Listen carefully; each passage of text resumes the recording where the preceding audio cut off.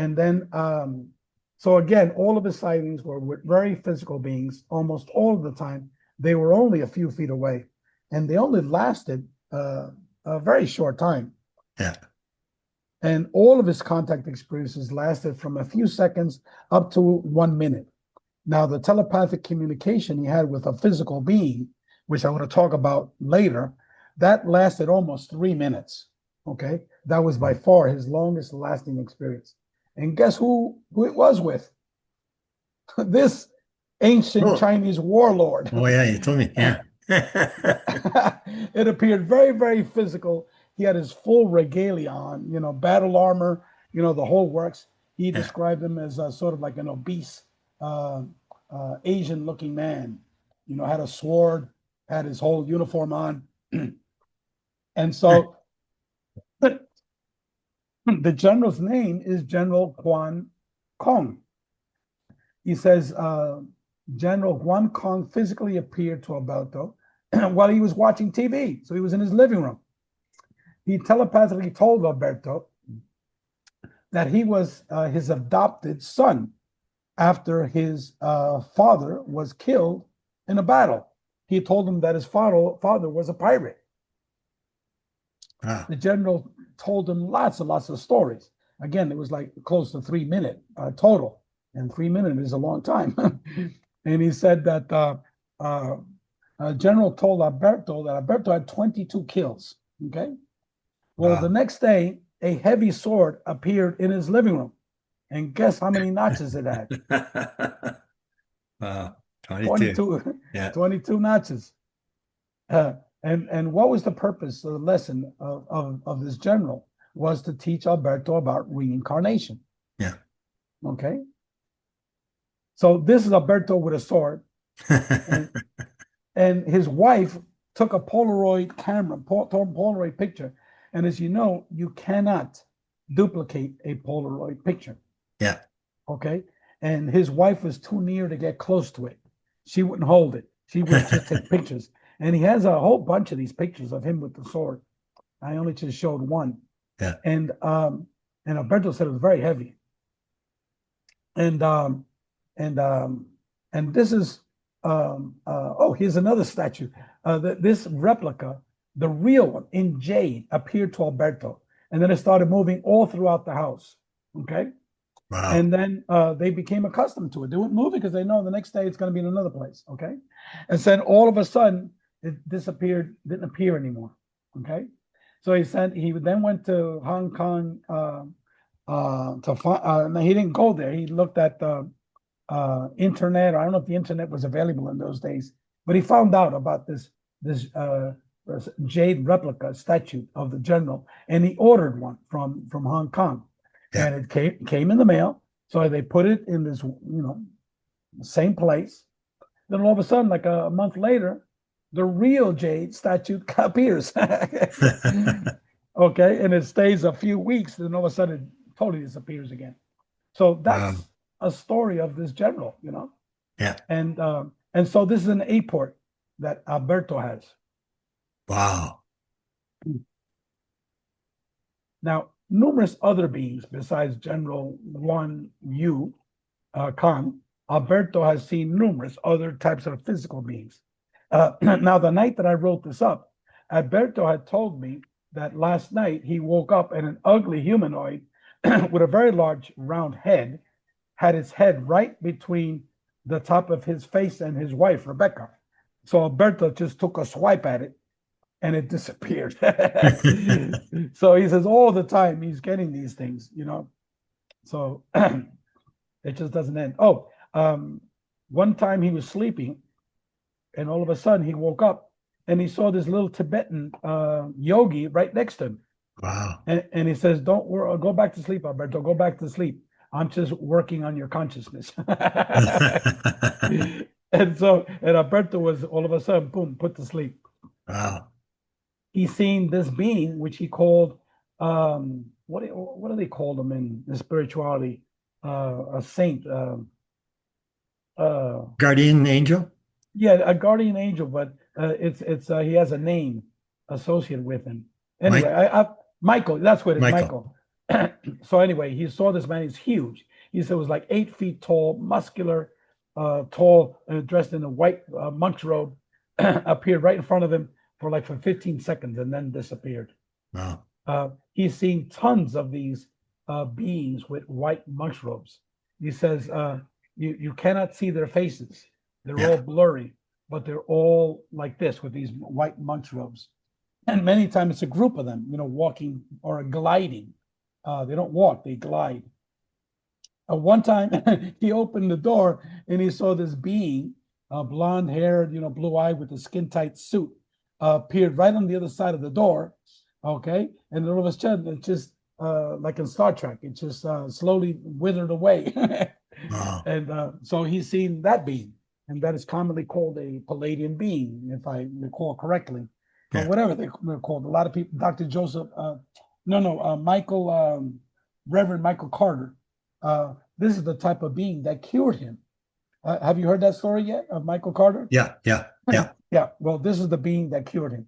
It opened up his hand, and it was like an object came out of his hand and went right into Michael's body, and then he was knocked out. Looks like Adama from the Mission Rama groups. Well, a lot of people have seen him. I don't like to give it a specific name. Yeah. Because well, they call him Adama. Yeah. They call it Adama. So when Michael woke up, his huge swollen leg that he had just been released from the hospital was now perfectly normal. He said he could run the marathon. So it was because of this being right in front of him. Yeah. So anyway, that happened to Alberto, but it just lasted a very short time and disappeared, when he had opened the door. Now, he also had a major experience with a small gray being, and fascinating story. And I put Yossi's drawing here because I want to emphasize the importance of Yossi's story. Yeah. Well, Alberto had just been released from the DEA because he had fallen off one of these container ships, the container in a ship. Yeah. And so he had destroyed his back, he had surgeries, all of that. And so they sent him back to Miami, but Alberto had his house rented. And so they rented him at a hotel, the Sofitel Hotel, which is right next to the airport. As a matter of fact, it was right next to where I had my out-of-body experience. It was like a block away. Okay. And so this is the time where they had beepers. I think it was 1988 or something like that this occurred. And so all of a sudden, Alberto and his wife, the beeper was running all across the table that they had it on. They said all the windows were shattering, so they thought that it was an earthquake. So they all ran outside, and other people ran outside, and they said, "Oh, it's false alarm." And so they all went back in again. And so all of a sudden, Alberto's wife throws herself to the baby, and she was knocked out on top of the baby. And right in front of Alberto appeared a short gray being who telepathically communicated him, said that we had been working with you for many, many years, but now are to extract the semen from you, of all things. But then our mission is now complete. And then all of a sudden, it said it wanted to thank him and to say goodbye, that their mission was complete. Okay. And so that was that experience. And then he has seen Ganesh right in front of him, either on, I forgot whether it was on his sofa or his bed, real live, real physical. I said, you saw a fucking elephant, right? No, Ray, it wasn't an elephant. It was an elephant head. It was the body of a person with an elephant head. Are you telling me that you saw that in your house, Alberto, right in front of you? Ray, please. How many years have you known me? Okay. And so he saw Ganesh. Wow. And then many times he would see these spirits physical inside the house. And then all of a sudden they would go through walls and go through windows all the time. He's had this experience. And then, another time he saw this a woman in a bridal gown, okay, go right between him and his wife and be, they're perching, right above them. Yeah. And in a bridal gown. And then all of a sudden she would just disappear. Oh. So now Alberto, as I said, because I was hounding him for many, many years, just recently wrote a book titled Beyond Prophecy, Supranational Stories of a DEA Agent. And that's the cover of his book, which is an unbelievable read, a great read, because he talks about how many times it saved his life while he was at the DEA, his intuition, his third sense. Wow. And then he talked about his paranormal experiences growing up. So anyway, now let me ask the question, Grant. You already got to see the whole cornucopia of beings from our free experiencer research study and the beings that Alberto has encountered. Now let me ask you a question. What about these beings?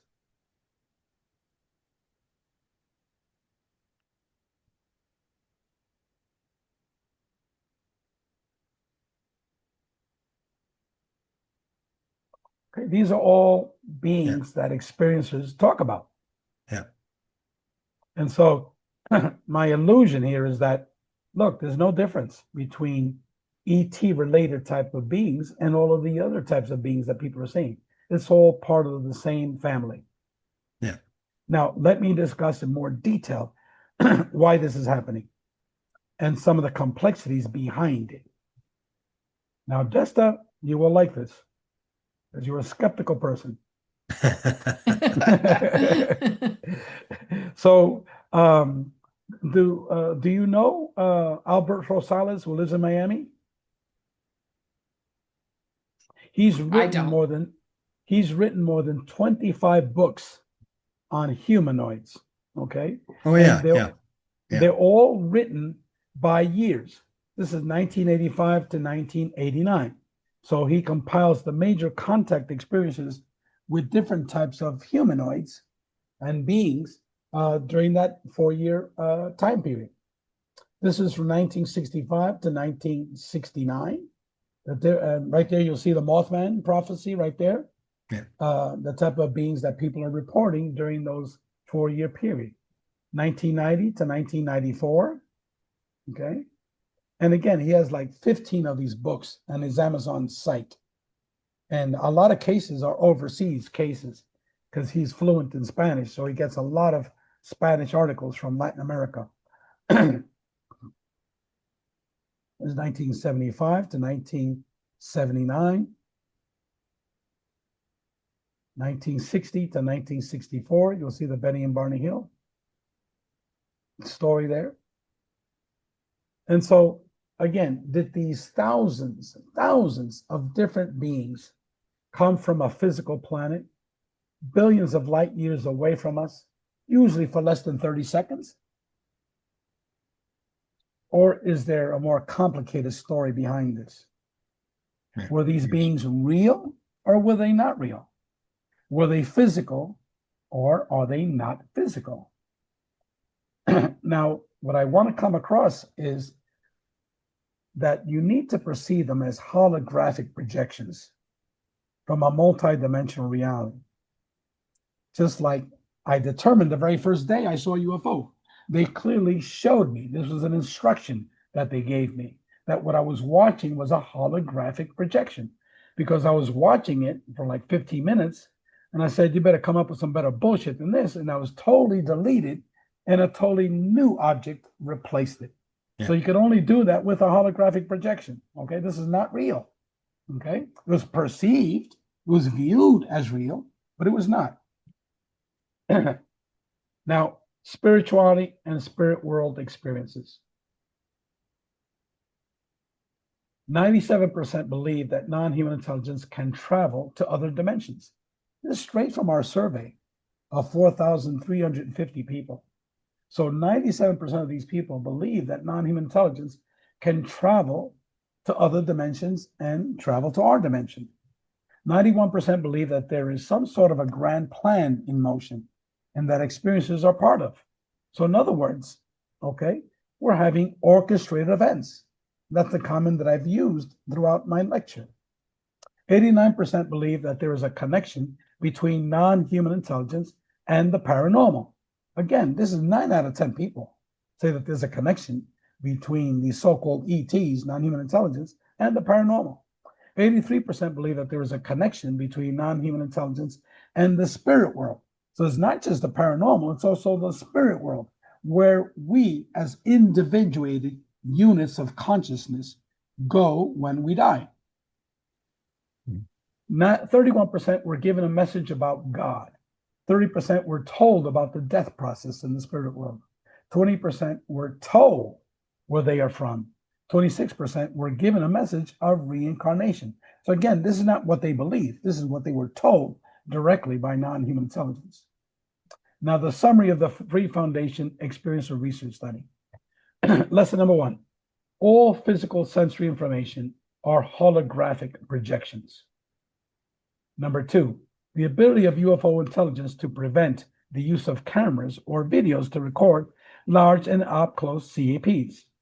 When I was with my daughter and these 3 friends, all of us had cell phones. You think any of us bothered to take out a cell phone?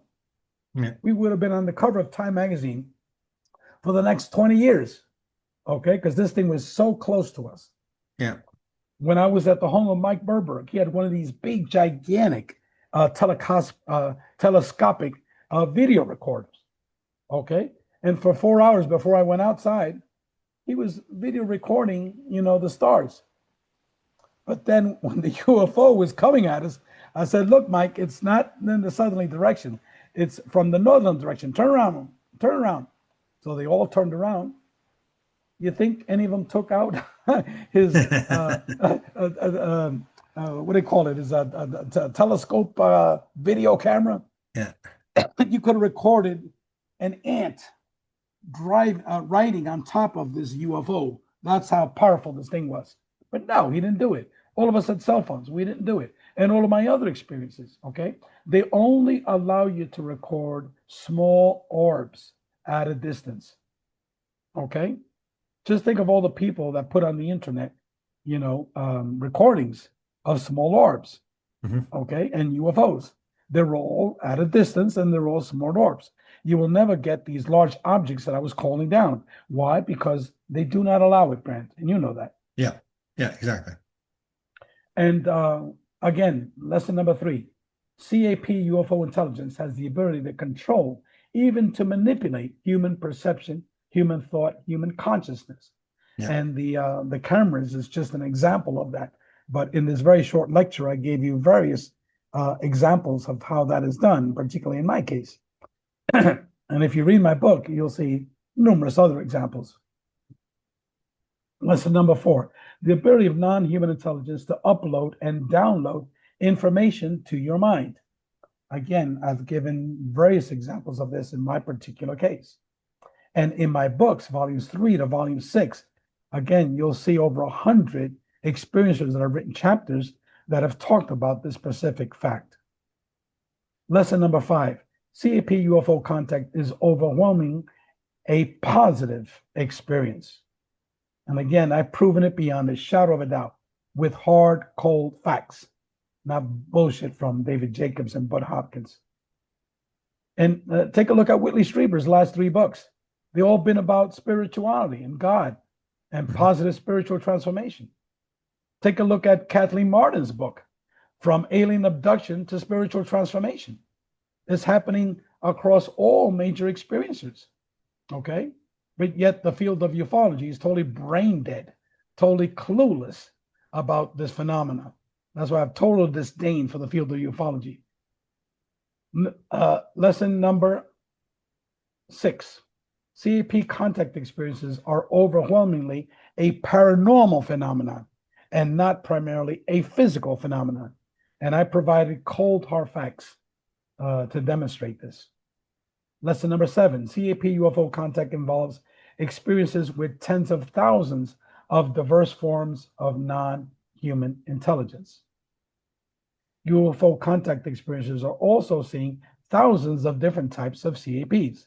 Now, that's been known, for the last 50 years, okay? But our survey also reiterated that fact. But the other lessons that I talked about, ufology is still totally clueless about. Lesson number 9, travel of the consciousness of human and non-human intelligence among diverse astral dimensions. Now, let me discuss this in more detail, okay? All the way at the bottom, you'll see our 4D physical reality, which is comprised of the 3 dimensions of coordinate geometry and the fourth dimension of space-time. Now, Edgar Mitchell always said that ESP was the fifth dimension, and that's sort of the bridge between the four-dimensional physical reality and the 5D physical reality. Now, the 5D physical reality, to give you a better understanding, is where out-of-body experiences take place. Your consciousness goes out of your physical body, but yet you are interacting with your physical reality. Same thing with remote viewing. Your mind, your consciousness, your individuated unit of consciousness leaves your physical body and you're traveling to another location, okay? And you're able to see, remote view, okay? So you're basically dealing still with your physical reality, except you're dealing with it as your consciousness being outside of your physical body. Now, if you go all the way on the right-hand side, when someone has an astral travel experience, the human consciousness is going up this arrow of the astral planes. We really don't know how many astral planes there are, okay? I just call it a community of conscious sentient beings. Now, if you go all the way to the very top, you'll be at the universal mind of God, a spiritual virtual reality of model of consciousness. You'll be in the mind of God where NDEs take place, okay? And then when you're told to return, look, it's not your time. You got to go back. Then you're going back, okay, to the 4D reality. Now, same thing with non-human intelligence, okay? All these beings that were talked about, they're coming down the same loop, okay, from their multidimensional reality into our 4D physical reality. And as I showed, most of them are out there having coffee and tea with you, and or in Area 51, being there for 40 years and teaching you lessons, Yeah. Those are, I think, are bullshit stories. That's my opinion of it, okay? This real human intelligence are able to interact with us for very short periods of time, and then they shoot back to wherever they're from. Well, again, we really don't know. We just hypothesize it's from a multi-dimensional reality. So this is a very rudimentary attempt to explain astral planes and the levels of consciousness. And it's in my several of my books, particularly the Mind of God book. Lesson number 10. There are numerous similarities between the CAP phenomenon and the NDE phenomenon. And again, we don't have all day and all night to go over these commonalities, but there are hundreds of these commonalities. I'm just going to list just a few of them. This topic, the relationship between near-death experiences and UFOs, was first, that I know about, first written by Dr. Kenneth Ring in his book, The Omega Project.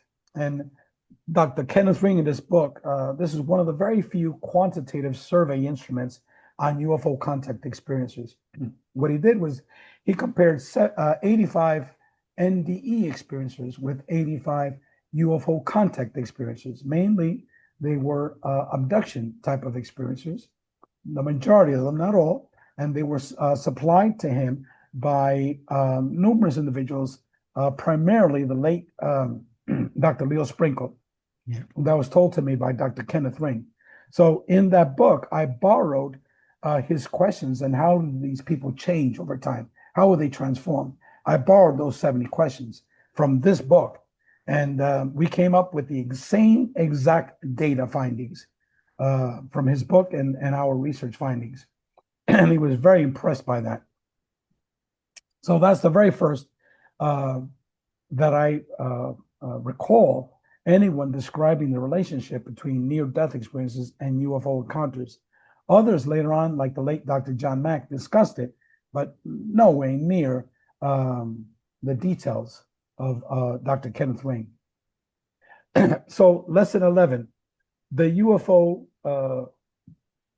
CAP UFO phenomenon involves a spiritually transformative experience. And I already provided data regarding this topic. Lesson 12. In conclusion, the CAP UFO phenomenon involves a consciousness-based phenomenon involving a manipulation of space-time. And I don't think anyone that reviews our data and reviews our book Beyond UFOs can have a difference of opinion. Overwhelmingly, all of the facts point that the UFO phenomenon is a consciousness-based phenomenon involving a manipulation of space-time. Now, what are these tens of thousands of diverse physical beings? Yossi Ronan asked 5 beings who he encountered the following questions. Are you from another planet? And they responded with one mind, because they told him, we're not 5 separate beings, we are actually one mind. They said, in your language, you might say that we come from another dimension. So these 5 beings allowed Yossi to enter their one mind. He obtained universal knowledge, similar to an NDE experiencer. He also experienced universal love, and that is commonly described by most NDE experiencers. So again, this is just a very quick example of a UFO contact experiencer having an experience very, very similar to an NDE experience. Yeah. And this is the cover of Yossi's book titled 1, Face-to-Face Contact, A True Story, by my dear friend Yossi Ronan. Now, why are they visiting us? My response is to awaken the experiencer to understand that they are eternal spiritual beings. And off the air, I mentioned to you that I had a conversation with Bob Bigelow's chief scientist, Dr. Keller, who asked me at a major conference that we both spoke at. He says, Ray, what do you think is the bottom line for all the paranormal, including UFO and Skinwalker Ranch? And I said, well, Dr. Keller, I believe it's an awakening of humanity to understand that they are eternal spiritual beings. Yeah. So he stopped, he looked down, rubbed his chin a little bit, and then he looked up and he said, Ray, you are right. All of us, that's his group that he works with, agree with you. But yet that is something that the Bigelow group just doesn't talk about publicly, Grant. And yeah. They should, and they should. It's all about spirituality. And Mary Rodwell, my dear friend Mary Rodwell's book titled The New Human, Awakening to Our Cosmic Heritage. Mary was right along from the very beginning. She's a wise, I won't say old sage. She's a wise young sage, just like the late Dr. Edgar Mitchell and Dr. Rudy Shield. I thought they were all batshit crazy. And then many years later, you realize these are people of sages, Now, why we began with UFO contact beings. This is for the Dr. Edgar Mitchell research study. Unlike many of the other contact modalities, there was very little academic statistical research data on the UFO contact phenomenon. We believe that experiencers of UFO contact hold the key to understanding the nature of our reality and to the understanding of the question is, what is consciousness? Because of their many diverse paranormal contact experiences with non-human intelligence. And that's why I published volumes 3, 4, and 5 of my book, A Greater Reality, which you're listening to testimony of experiencers talking about their experiences and how that relates to consciousness. Now, let me get into some theories of the UFO contact phenomenon that relates back to the thesis of my presentation. Towards the end of his life, not towards the majority of his life, but towards the end of his life, the father, who I consider the father of ufology, Dr. J. Allen Hynek, developed an intriguing hypothesis. The hypothesis that the intelligence behind the UFO phenomenon might not be a physical being from a physical planet, but instead might be an interdimensional phenomenon based upon consciousness. Now, ufology doesn't talk about this, right, Grant? Right, you're right. Okay, exactly. And yet he's considered the father of ufology. So after many, many years, towards the end of his life, he came with this radical conclusion, but yet the field of ufology, who I told you hold in utter contempt, okay, will not even discuss this topic of the father of ufology, that this intelligence might be an interdimensional phenomenon based upon consciousness. Yeah.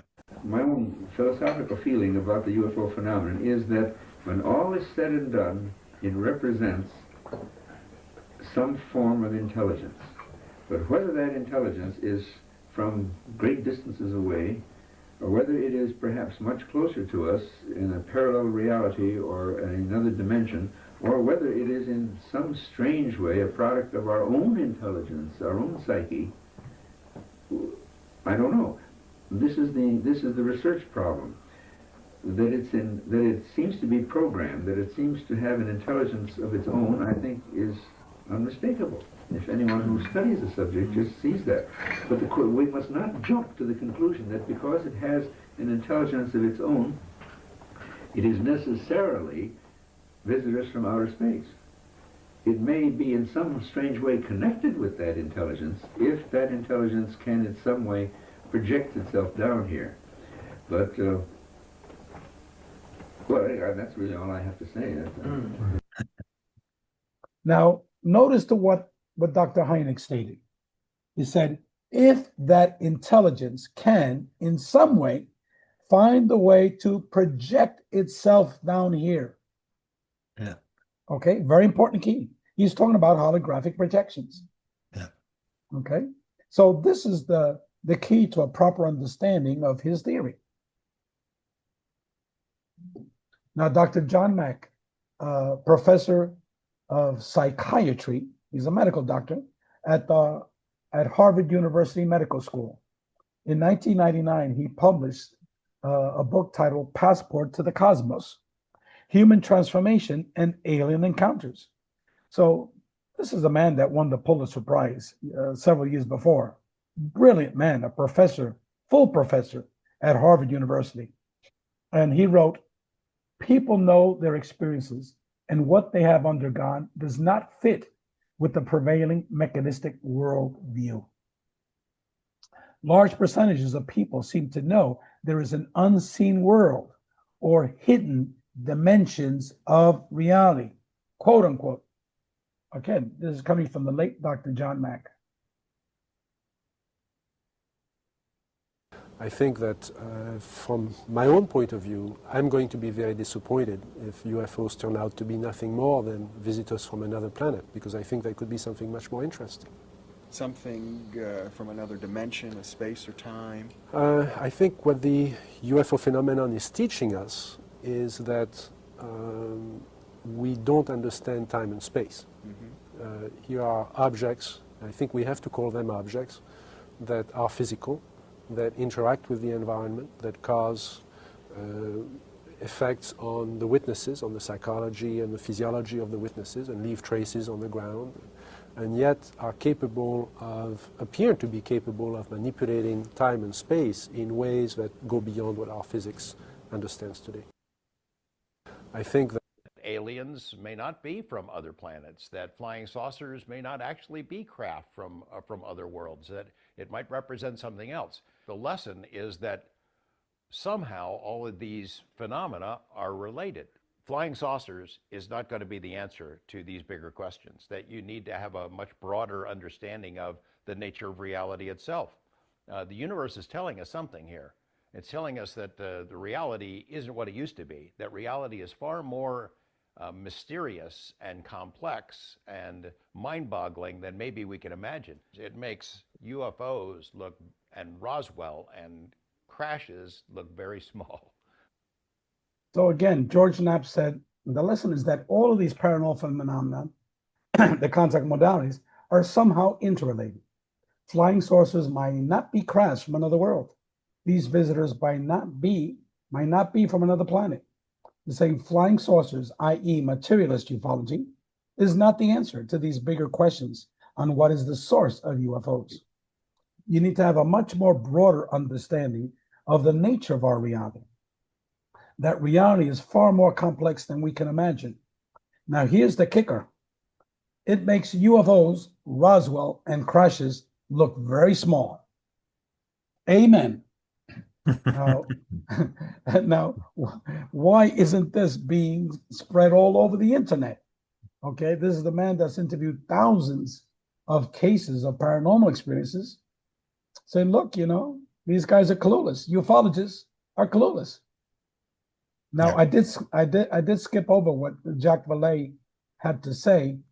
Oh no, I didn't. I'm sorry, I didn't include that. I apologize. Aliens.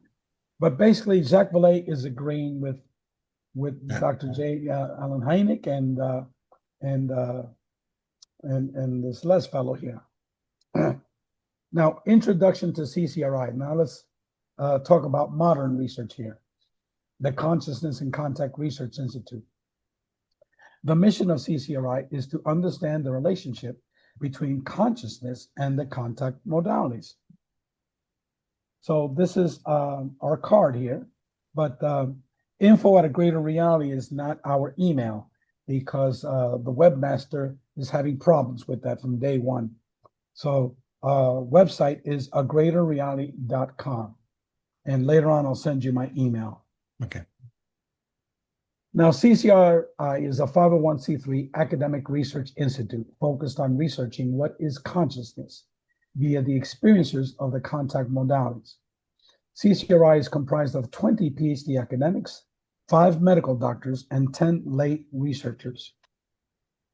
My introductory book to the Greater Reality book series, The Mind of God, a spiritual virtual reality model of consciousness and the contact modalities, presents a theoretical explanation on the one mind of consciousness. Now, on purpose, I made this to be not an academic book, but a very generalized book for the lay person. It's only 200 pages, unlike the other books, which are 800 pages.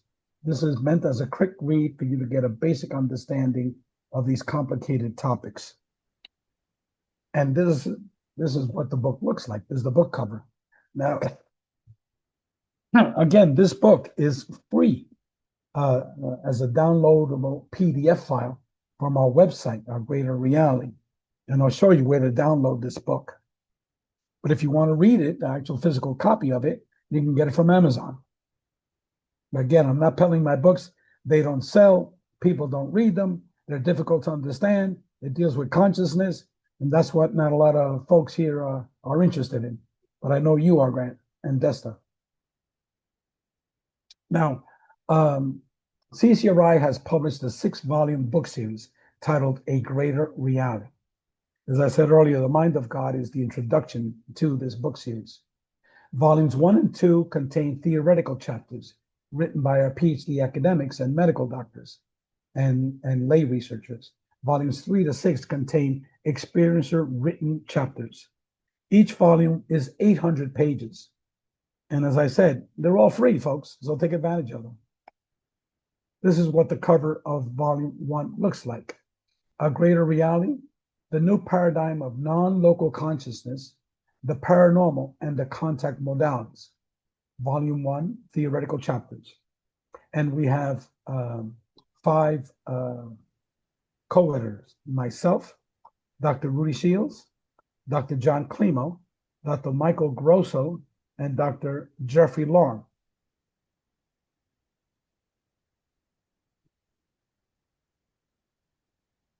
And for the experiencer chapters, volumes 3 to 6, we added Dr. Joseph Burks.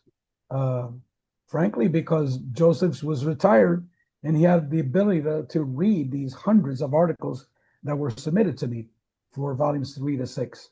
And Joseph did a wonderful job. Now, these books discuss the commonalities of the contact modalities. One commonality is telepathic communications in one's native language. Major personality transformation of the individual. Again, that doesn't matter whether it was near-death experiences, UFO experiences, out-of-body experiences, astral travel experiences, shamanic journey. All of these experiences apply. Energy, human and ghost beings, all these experiences have this in particular. Medical healings, reincarnation, visions of the future, visions of the past, precognition and other psi abilities, paranormal experiences, manipulation of electronic devices. And I was surprised that near-death experiences also have that as well. I saw a major conference by a professor at the University of Virginia School of Perceptual Studies before he retired, one of the top 3 researchers on NDEs, who wrote an article for volume 1 of my book. And my goodness, I've totally forgot his name. I saw him give a lecture in India about electronic devices that went on and off for NDE experiencers. And also the concept that consciousness is non-local, the manipulation of space-time, and these individuals experience a multidimensional reality. So again, this applies to all of the contact modalities. So CCRI hypothesized the following. Number 1, that consciousness is what unifies the contact modalities, and that consciousness is fundamental and not our perceived physical reality. This is just merely an illusion. Max Planck, Nobel Prize in Physics. I regard consciousness as fundamental. I regard matter as a derivative of consciousness. We cannot get behind consciousness. Everything that we talk about, everything that we regard as existing, postulates consciousness. And again, this is Nobel Prize in Physics, Max Planck. Yeah. Another Nobel Prize winner, Erwin Schrödinger. Consciousness cannot be accounted for in physical terms, for consciousness is absolutely fundamental. It cannot be accounted for in terms of anything else.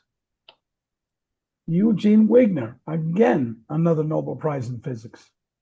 I will remain remarkable in whatever way our future concepts may develop, that the very study of the external world led to the scientific conclusion that the content of the consciousness is the ultimate universal reality.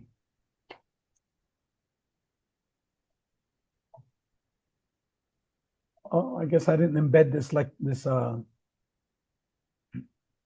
We're narrowing in on how to model this within science, what we can address at this point in time, because of the quantum hologram and the way nature interacts with itself through the quantum hologram, can come to a conclusion that we live in a universe that is intelligent, self-organizing, creating, learning, trial and error, participatory, interactive, non-locally interconnected, now, mind you, I thought this man was batshit crazy when I first met him. He's discussing the mind of God, way back in the 1990s. In our previous discussion about integrating the near-death experience, you described your journey as a materialistic scientist, and what that means is that matter, inert dead matter, is the fundamental bedrock of everything we experience in the universe.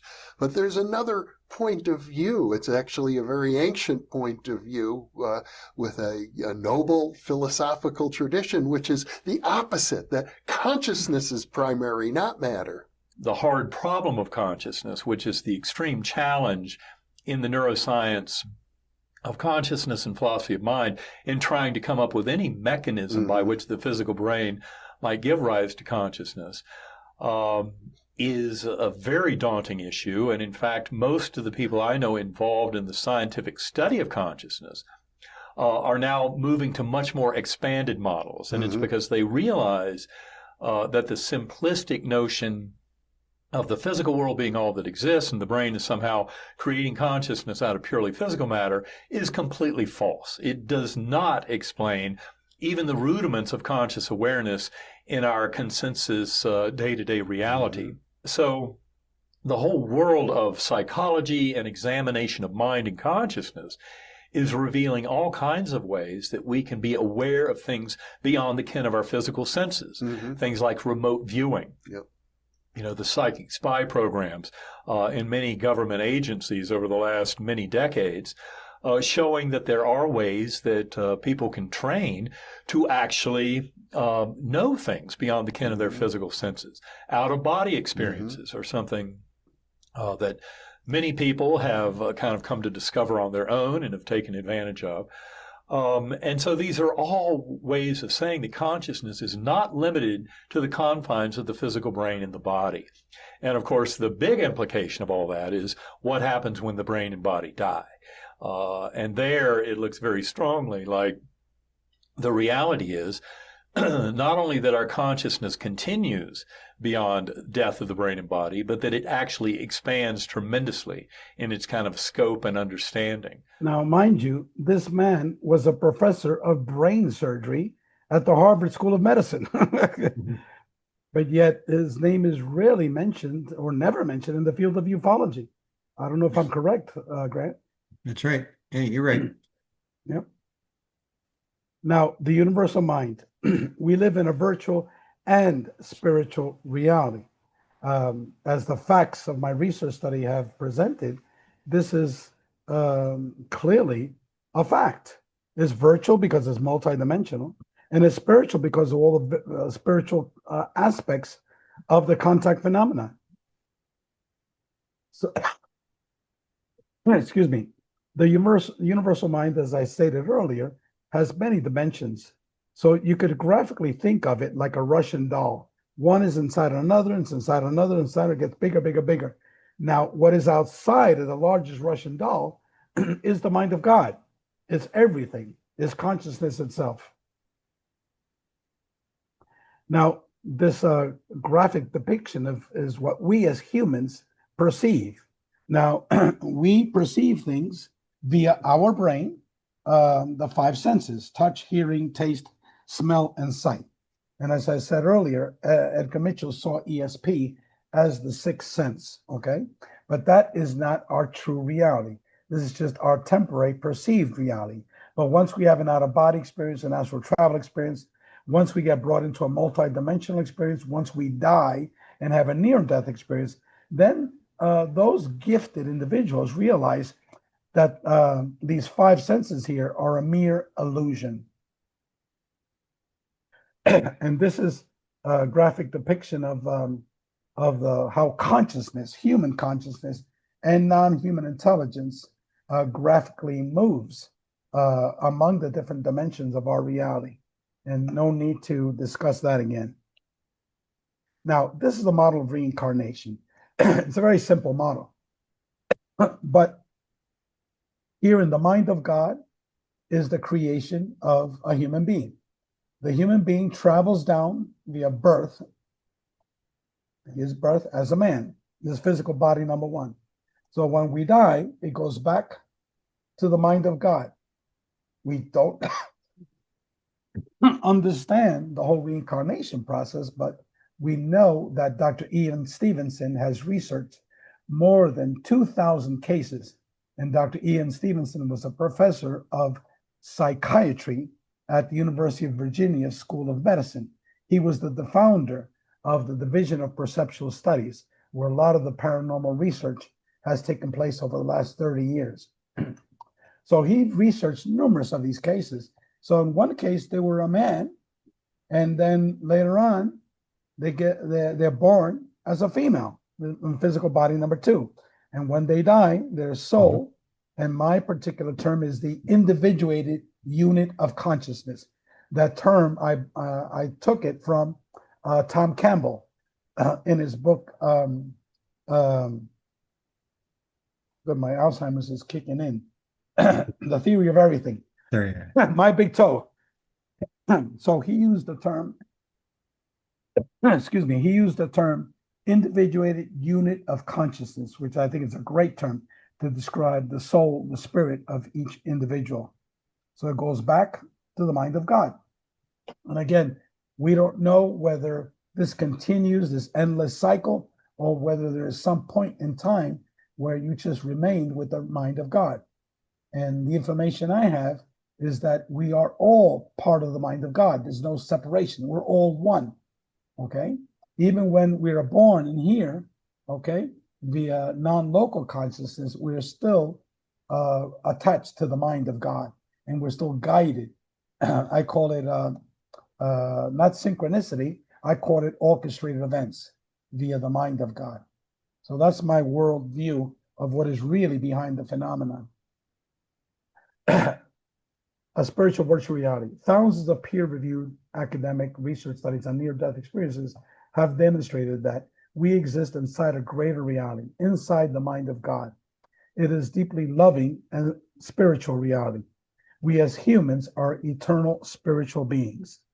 Our individuated units of consciousness are eternal. Sir John C. Eccles, again, another Nobel Prize winners, but this time not in physics, but in physiology and in medicine. And I'm quoting him. I maintain that the human mystery is incredibly demeaned by scientific reductionism, with its claim to account for all of the spiritual world in terms of patterns of neuronal activity. This belief must be classed as a superstition. We have to recognize that we are spiritual beings with souls existing in a spiritual world, as well as material beings with bodies and brains existing in a materialistic world. So in other words, we're both physical and psychic. One of the primary insights that characterizes mystical experiences generally is the idea that everything is one. All is one. That's kind of the slogan of all the great mystics. And this unifying aspect occurs in the near-death experience too. People say that what we experience in life as differences, really that at a higher state of reality, things that seem different here are really the same. And that includes even personal identity. People will say that in their life review, they become the people with whom they interacted, because when you see an action that you did, you see it in your life review. You watch it from the point of view of the person with whom you interacted, and you are empathically embedded in their consciousness. So really what that means, I suppose, is that because of the interconnections, we are really all one of the same being. We're different, I guess, different facets or aspects of one underlying unitary consciousness.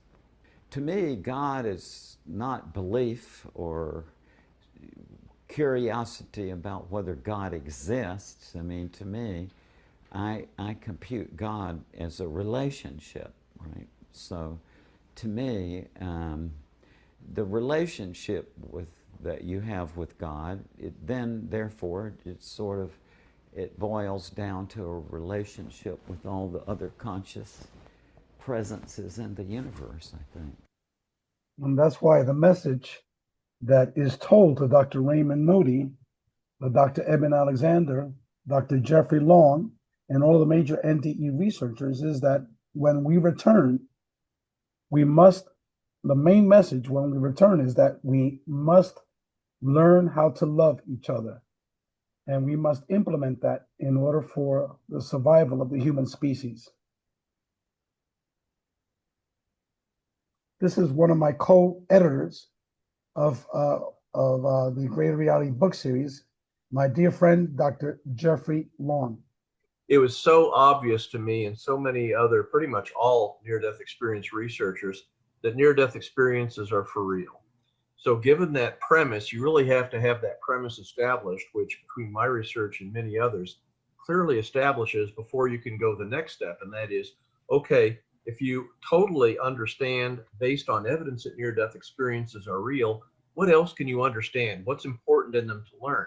And for me, it was very obvious. That is the big picture, God, the afterlife, sort of why we're here on earth, if you will, the big question. So I was able to do that, Ray, because I'm in private practice and I'm not as constrained as other of my research colleagues are in academic environments and subject to criticism and potentially impairment in their career based on criticism of the research. I was wide open. I could publish whatever I wanted to do as long as it was the truth based on the professional situation I'm in. So I literally, Ray, had the freedom to explore this in a way that other people knew but were reluctant to share about. And of course, another big thing is I have the evidence. I asked the survey questions. I really had that interest in that and explored that with the best scientific survey questions possible to really understand that and nail that down. So as you say, God and the afterlife, the first word I use, of course, God. Absolutely, Ray, just as you implied right there, and as others have found, there's that unity, oneness of all, God, the one, the everything. Near-death experiencers, Ray, have a hard time with the word God. They so often say that's a human word to describe something that is beyond human language and beyond human understanding. That is the one, the overwhelming. And the great news, Ray, from my research, God is profoundly loving, cares for us, wants the best for each and every one of us in our earthly lives. So it was a fantastic experience to do the research that led to that book, to share that with the world. And it's one of the most remarkable, positive, creative representations of God that I'm aware of. So that's exciting to bring that to the world. Again, I would recommend that everyone read this book, The Mind of God. It's free from our website. This will give you a brief introduction to the relationship between consciousness and the contact modality. It's titled The Mind of God. Now, CCRI website is agreaterreality.com, agreaterreality.com. My email is contactmodalities@gmail.com. That's the CCRI email, contactmodalities@gmail.com. Now, let me take you to our website, and then later on I'm going to show you our trailer. Okay, let me get out of here. And let me go to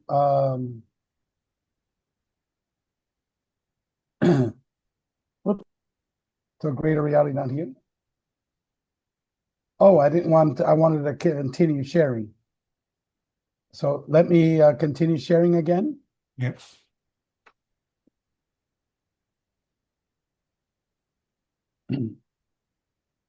So share.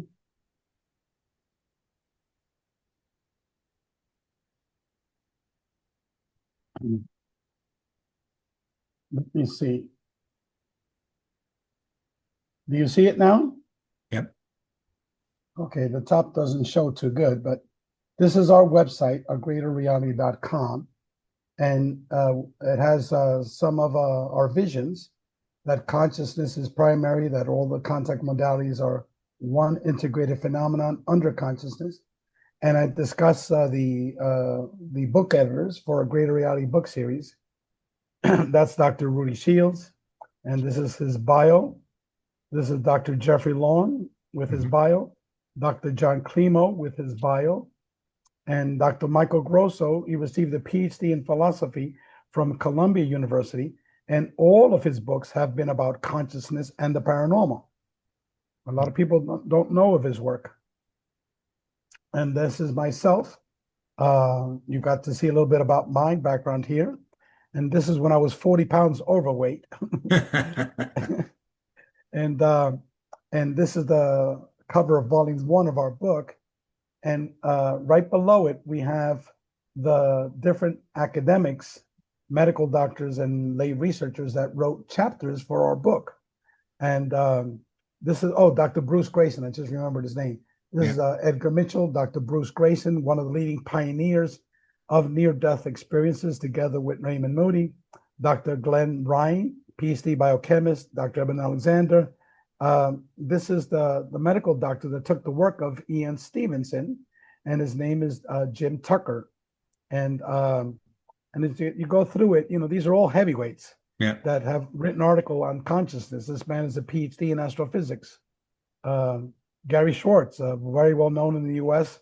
on the survival of consciousness. He taught at Harvard and Yale. I mean, let me get out of there. So, but that's just an idea. And then this is Tom Campbell, who I mentioned earlier. And each of these individuals wrote articles in my book. And below it are the actual articles from volumes 1 and volume 2. Jeffrey Kripal, who's a professor of religion and philosophy at Rice University, wrote the prologue for our books. And then these are all the different professors that are, and the article that they wrote. All you need to do is to click on this here. You know, let's say here, for example, and the article pops up. Yeah. And you could download it, okay, as free PDF files. Okay. So again, Larry Dossey is a medical doctor. Dr. Bruce Grayson was one of the pioneers in near-death researcher, a professor at the University of Virginia. Peter Sturrock was a professor at Stanford, a professor of physics, and had researched UFOs for years. Jim Tucker was the professor of reincarnation studies at the Division of Perceptual Studies. So these are all heavyweights writing about what is consciousness. Mm-hmm. So again, these articles are free, folks. You know, if anyone is here, oh goodness, this won't go back here.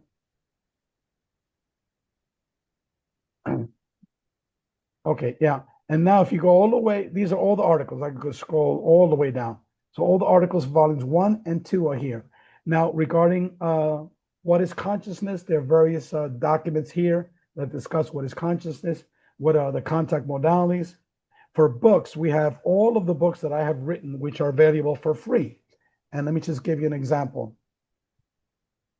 My latest book is a book about my personal experiences, titled Greater Reality, One Man's Journey of Discovery. And it's a brief summary of it here. And this is what the book looks like, the cover. And here you have the options of reviewing the table of contents, previewing the book, what is written in the book. You're able to purchase the book from Amazon, and you're able to download for free a PDF copy. Now, who in the hell does that? Nobody. Okay? Because these books are meant to be read. They're not meant to be put on a shelf somewhere. And they're very important books, as Grant just said earlier. But yet, very few people actually have read them and understand them. So this is my first book, extremely important about the UFO contact phenomenon. And right here, you could download the book. And if you want to put it on your shelf and talk to other folks, say, look, I read that book at 820 pages. Here it is. It's 820 pages. And all of the other books that I have, except for The Mind of God, they're all over 800 pages. Now here I have articles on numerous topics. All articles are free to download, okay? And so one is a peer-reviewed academic publication of our research study, Beyond UFOs, and that was published by myself, Dr. Robert Davis, who is a retired professor of neuroscience at the State University of New York, Dr. Russell Scalpone, who was a PhD statistician, and Dr. Rudy Shields, professor at the Harvard School of Astrophysics. So again, this is not any Joe Schmo that are here writing this article. These are heavyweights. And this is a summary of our phase 1 academic research study. This is the quantitative statistical research study. And here you can read the article and download it. These are our many book endorsements.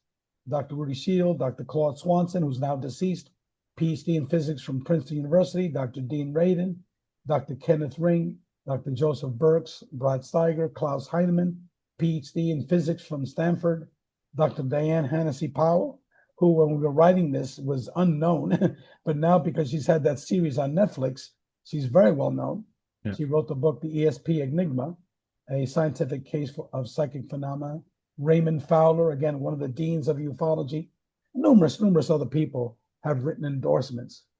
And then we have a summary of the free research study, which is here. So if you don't want to read the 820 pages, you can read this document, which is less than 40 pages. And this article here is an introduction to the Greater Reality book series. So you can get an idea what each of the chapters for the 6 volumes are all about. This is our book, Beyond UFOs. We go over chapter 1 and chapter 2. We actually have 3 copies of chapters 1 and chapter 2. Again, if you don't want to read the 820-page book. And the first one was chapter 1, the quantitative data. This is chapter 2, written by Dr. John Klimo, of the qualitative data. And this is a chapter on chapter 6, the medical healings that we reported. So again, if you just want to focus on that, we've got the medical healings chapter, And here I have an introduction to the CAP UFO contact experiencer research, academic research. Here was where I tear up David Jacobson, Bud Hopkins, and Richard Dolan.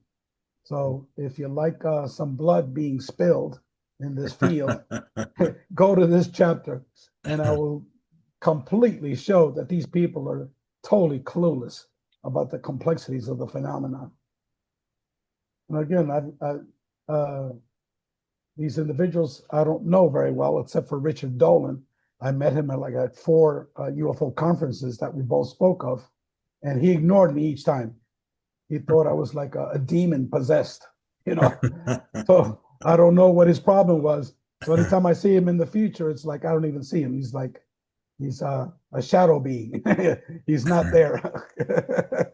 So, and there are many other articles here. Oh, this is important. This is when we had a research committee going as part of CCRI. All of these individuals here are all professors, and they wrote 2 to 5 pages as to how do we begin to study the relationship between consciousness and the contact modalities. So these are, their specific proposals of how we go about doing this. And these are, again, heavyweights, as you can see some of the names here. Yeah. Paul Eno has deceased, and Claude Swanson has passed away. I'm not familiar if anyone else has passed away, but those two I know have passed away. So as you can see, there's tons of information here for people to review, and it's agreaterreality.com. Now, let me take you now to our trailer. As I said earlier, we were speaking off the air. Our trailer took 7 years to do this, okay? We finally have a final finished version, which I think is unbelievable. It is way past my expectation. Nothing like this exists or has ever existed on the internet. And this trailer is old. It's like 4 years old, but at least it'll give you an idea of what we're attempting to do. So let me play it now. I hope the volume is good.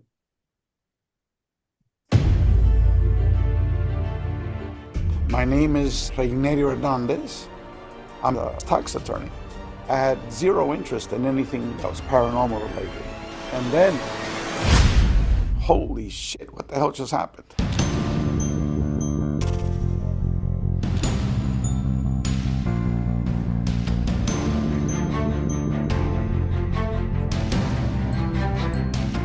I knew that this was not a dream. It was very, very real. And I needed to find out what happened to me. I set out to interview the experiencers, PhD academics and medical doctors that had been researching all of these paranormal experiences. I'm able to travel outside of my body on the astral plane, and I have done since I was 9 years old. The first time I had an experience with the beings, I was about 5 years old. I had a hunch that these orbs were something out of this world. Would have an out-of-body experience 3 or 4 times a month, and I've learned how to move, fly, walk through walls. The elements of a near-death experience are separation of consciousness and out-of-body experience. There were beings, spiritual beings swirling around me and bringing me peace. I would say my near-death experience in many ways changed me completely. We are saturated with intelligent life right here and right now. I see some creatures in the room. The big head, the black eyes, the long fingers. I was shown things that you just don't see in this world. When I opened my eyes, there was Katie, this little girl spirit. For me, all of this is under one rubric. Consciousness includes the physical universe. It includes the cosmos. Everything we know about quantum physics and cosmology. Consciousness is the most fundamental energy of the universe. We share a collective consciousness. I think that the brain is a projection of consciousness. Everything ultimately evolves to the soul itself. This is just the physical container. And it's only by bringing all these pieces together, both finding their commonalities and how they can each inform each other, that we can then see the big picture. I set out on a quest to find out what happened to me. Began to realize that there are literally people all over the world having very similar experiences. Is there life after death? Do we live in a simulated reality? Is it possible that all of these paranormal experiences are somehow interrelated? It's as if it was trying to tell us something. All of these are related. Now it's up to you to figure out how.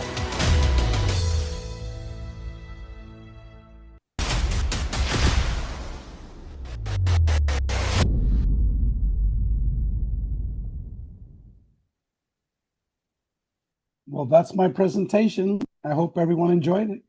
Beautiful, beautiful. You hit every note. Have you ever presented this full presentation? No, this is the first time. Yeah, I we presented got parts the of it. whole.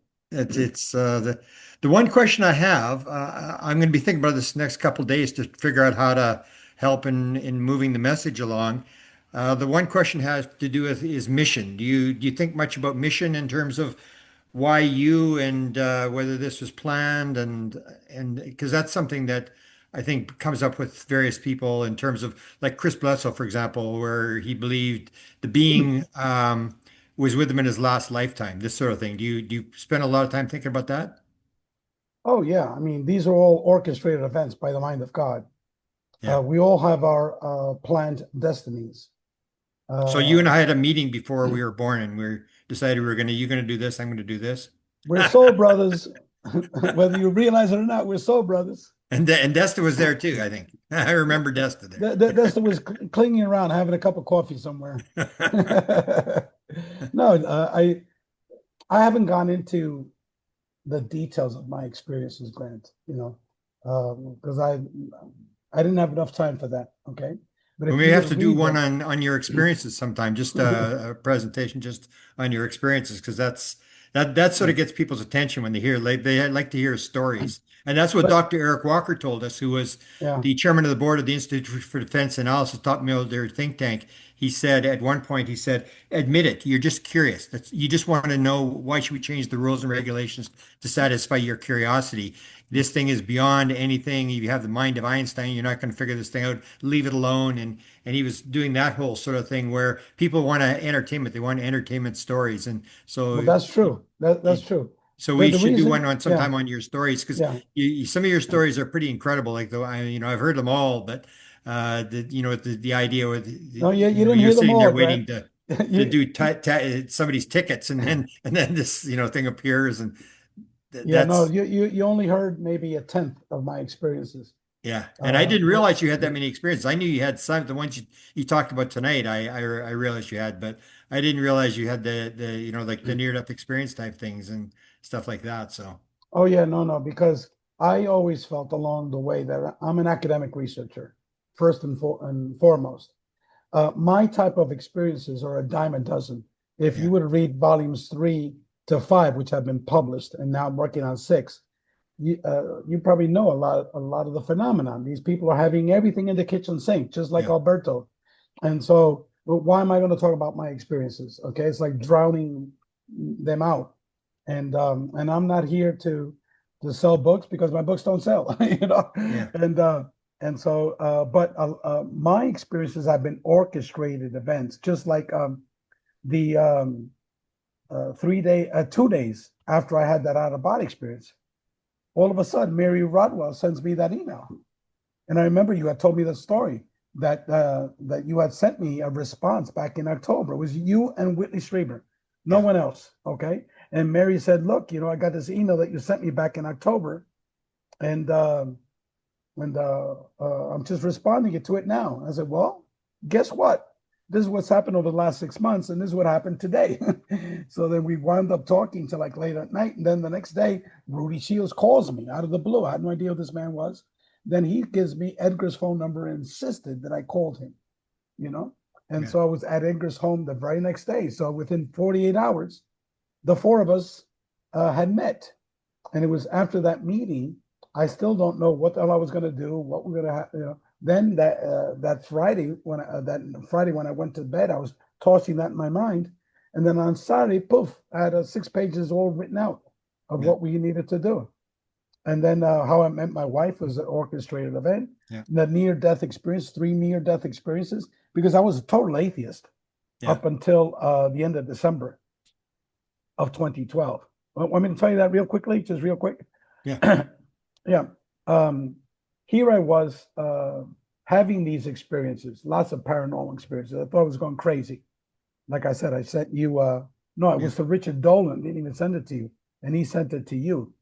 And so maybe I was a little bit too hard on Richard Dolan there in my talk, you know, but so be it, man. The man is clueless. And so anyway, at least he sent the letter to you, the email to you, and you got back to me. But so here I was reviewing all this UFO stuff and consciousness things, okay? And but I had no spirituality whatsoever, okay? And then I mentioned it in my book. That same night that I had my first UFO calling down, okay, I went to the YouTube like I usually do, okay? And this time I typed, you know, UFOs and the paranormal. And you know, a lot of videos, different videos come up. And one came up about near-death experiences. It was that very same night. Yeah. So I was like, oh my God, what is this? Okay. And then I typed out another near-death experience and another near-death experiencer. And then the whole night I was listening, not to UFO stuff, but to NDE experiences. Early in the morning, I went to Amazon and I ordered 20 used books on NDEs. Okay. And I began 4 hours a day. This was back in late August of 2012. Okay. By the end of December, I'd read over 300 books on near-death experiences, articles, academic articles, you name it. I became an NDE scholar. I was up there with these top researchers on NDEs. And then these 3 days in a row,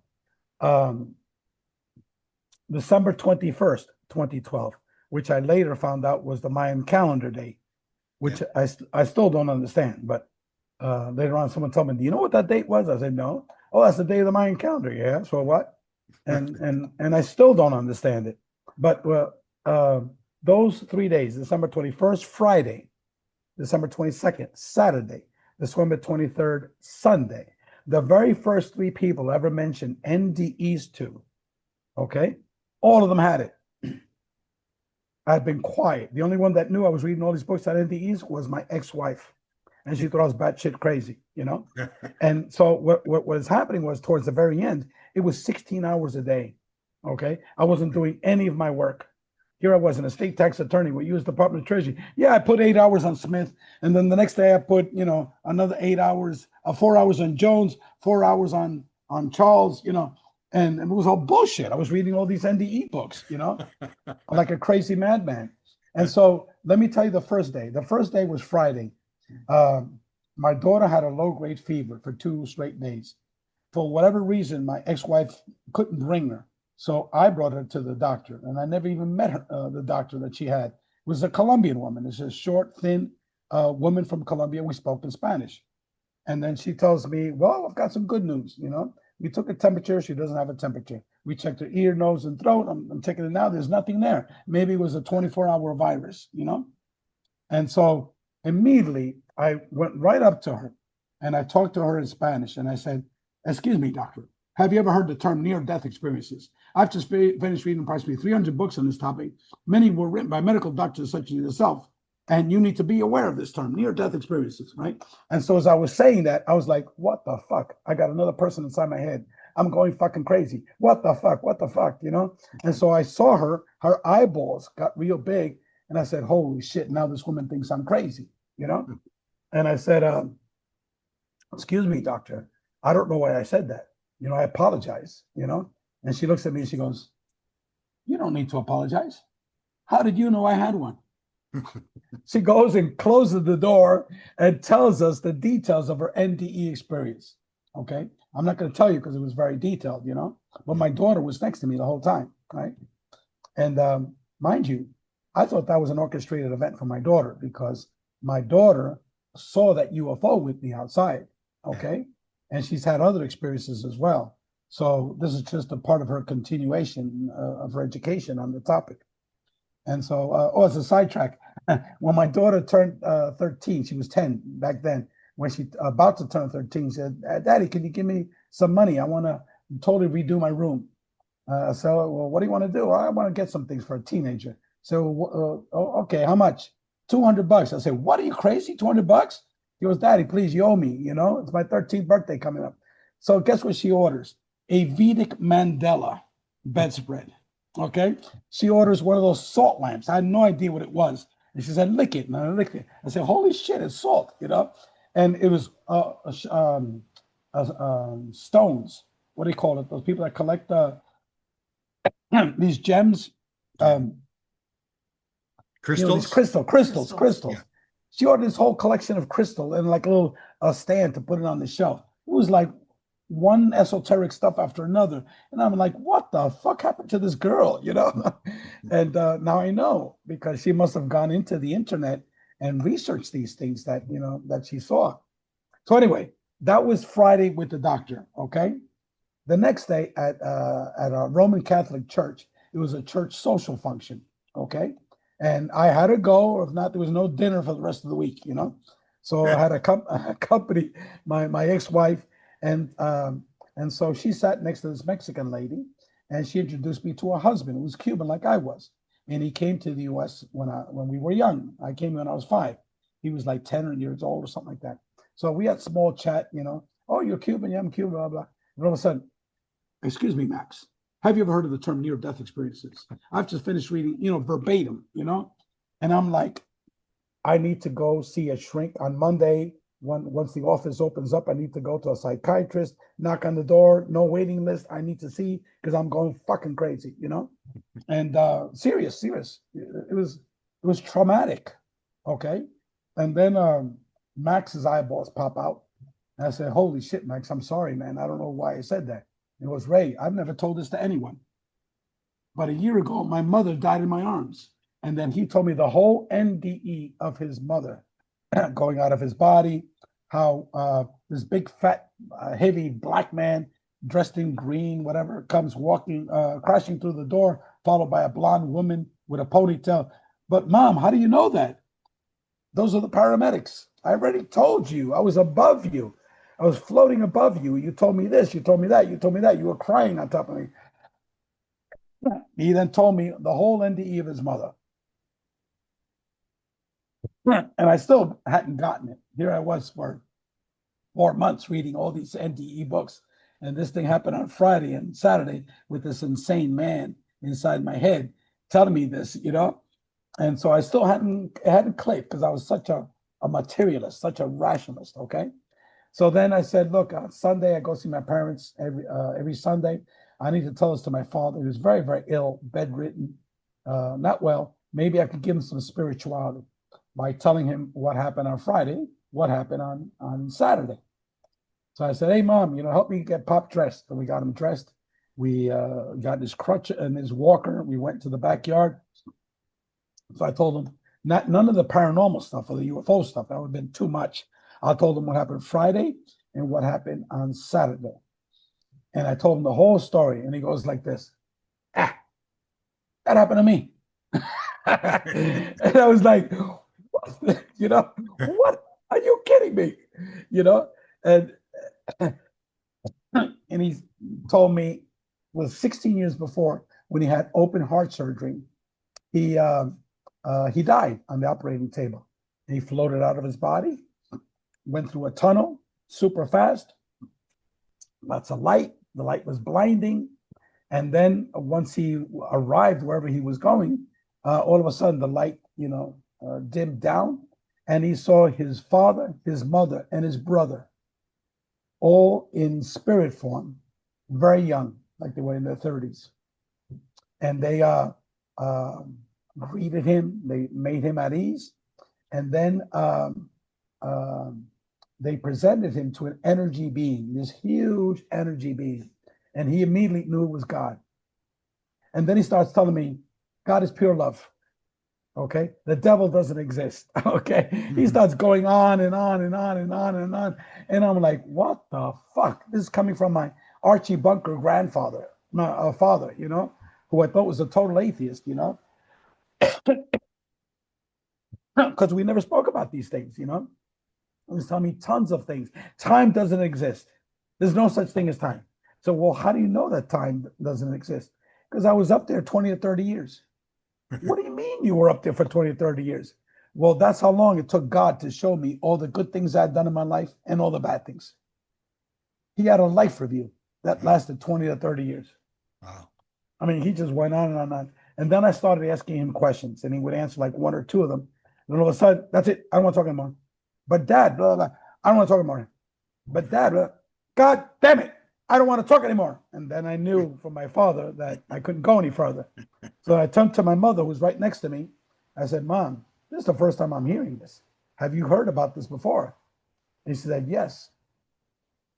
When we were in the hospital, he was coming out of surgery. He was like wanting to talk to me. And I was like, go back to sleep, you know? You just came out of surgery, but I need to talk to you. I need to talk. Go back to sleep. You're just gonna be, God damn it. Why don't you never listen to me? I need to tell you something. So from his perspective, he had been gone for 20 or 30 years. And he didn't talk to him. And he said, and he told me everything that he told you. And a lot of stuff that I've forgotten. But yes, that only happened once.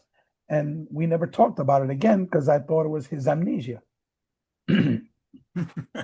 So I'm going home, right? At like 10 o'clock at night. I put my windows down. And in Miami, because it's a city, there are not a lot of stars in the sky, you know? But I'm looking up at the stars that are up there. And for the first time in my life, I talked to God.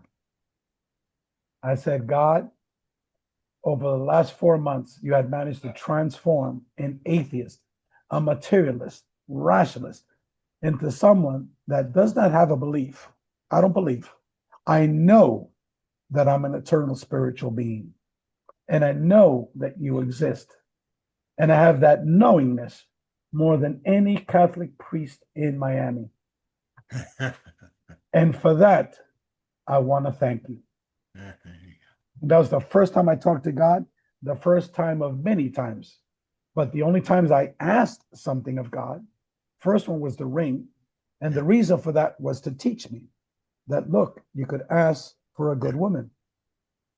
And that's what I did. I learned from the ring example to ask for a good woman. And 48 hours, my wife showed up. and we're married. And it's been unbelievable, the relationship, Grant. Beautiful. It's been unbelievable, the relationship. Beautiful. And so these are all orchestrated events, you know, with the Mary Rodwell, Rudy Shield, Edgar Mitchell in 48 hours. This thing that happened over a 3-day period, one after another, boom, boom, boom. The very first 3 people I mentioned, NDEs too. All of them told me their story. Going home, I finally woke up, okay? I woke up, I finally got it, okay? It wasn't theoretical anymore, it was real. And then the out-of-body experience and meeting Mary, Edgar, and Rudy within that short time period. These are just examples, and there's many of them. Many of them. These are orchestrated events, you know, and not that I'm better than anyone else. No, there's many other people that are having the same exact thing. They're being orchestrated events to waken them up. Okay. And I try to capture them in my books. They're authenticated stories. Beautiful. Desta, you got any questions before we shut down here? You must have at least one question, Desta. I had a million, but you've covered so much. I was so happy to see the documentary trailer. It looks absolutely amazing. When is it coming out? It should be coming out in the spring. We've gotten because he's made a lot of documentaries before, so he's sending it out to one of these top people that are like headhunters, and he said it should be an easy sell. The issue is where to put it in, you know. But eventually what we want to do is we want to be able to do an Ancient Aliens like type of show, but for experiencers of the contact modalities. We could have one individual going on for 20 years, different individuals, because there's so many. And there's so many different types of experiences, but we're arguing that it's all one phenomenon under consciousness. So, and now it's not ancient aliens, now it's real aliens. It's not the BS materialist stuff that you get in Netflix. Yeah. You know, it's presenting real people with real experiences, having multidimensional experiences. So that's behind the documentary. That's how I always saw it, as that being the springboard to that. Beautiful. Okay, So, I guess we'll leave it at that, and I want to do another one sometime when we go through some experiences. I'm going to check out your books again, and I really appreciate your giving me the whole thing. I mean, I've heard it many times. So you've got a very important story, and we're putting it down. Like the intelligence doesn't seem to be in a hurry. They just do what they got to do. They put the message. If you get the message, you don't get the message. And I think you and I have similar sort of role, and same with Desta.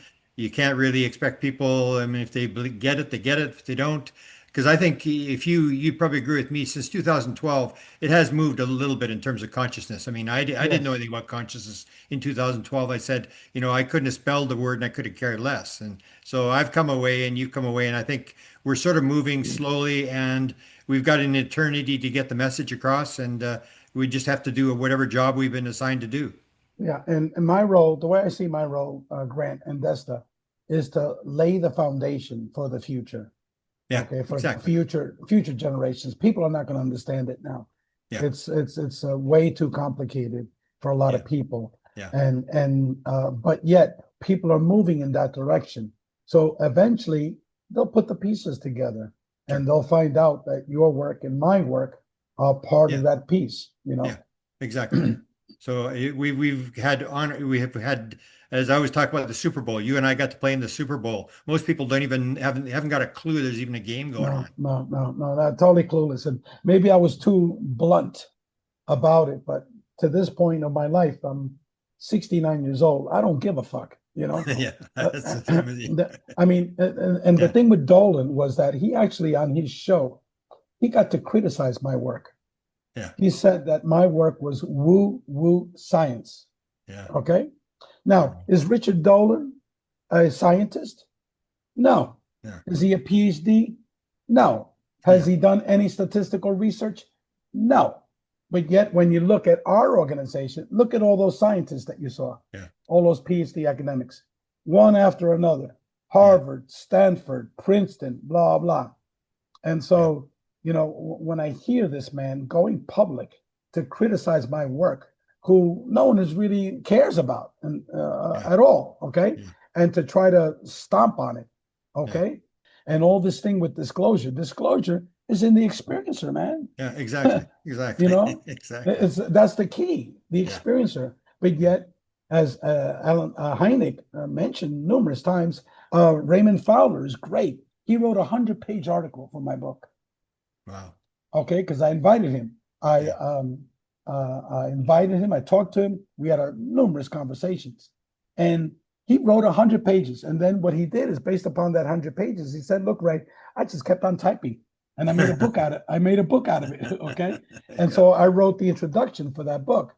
So in that book, he talks about the whole history of ufology, all the different organizations, how in the beginning, you know, they any case that dealt with experiencers, with the paranormal, was thrown away. Okay. Yeah. And he talked about that in detail. And he says later on, when we began to do the research, he said, holy shit, this is the gem right here. Yeah. The experiencer, the paranormal, and their research experience. Yeah. And so he began to focus on that. But he also has the same disdain for the field of ufology. Yeah. It's just, it hasn't transcended. Yeah. And it's right in their face, because I gave you the quotes of J. Allen Hynek. Yeah. I gave you the quotes of Jack Valet. I gave you the quotes of the guru of the modern UFO media, paranormal media, which is that guy from Coast to Coast. Okay. Yeah. They all agree on it, but why isn't this thing discussed openly? Because it doesn't sell. Yeah, that's right. And it's not understandable. It's not understandable, and it doesn't sell. Yeah. You know, so the hell with all of that. Yeah. Yeah, that's right. We just do what we gotta do. Yeah, they're going to take us away alive and kicking, Grant and Desta. Beautiful. Thanks. And I'll be in touch with you shortly as to what I comes to me in the next couple of days, and I really appreciate the work you've done, especially in terms of putting your everything on the line and working, day and night. You're probably one of the hardest workers I've ever met in terms of the amount of material, the amount of stuff you set up when you really didn't have any background in it. So I'm honored to know you and honored to have been a part of your life, and I'll do whatever I can to help you move your message along. Thank you, Grant. It's a mutual message that we all share. So thank you. God bless both of you. Wish you Thanks, lots of help. Ray. And say hello to your wife. Okay, we'll do. Take Bye-bye. care. Bye-bye. Bye-bye.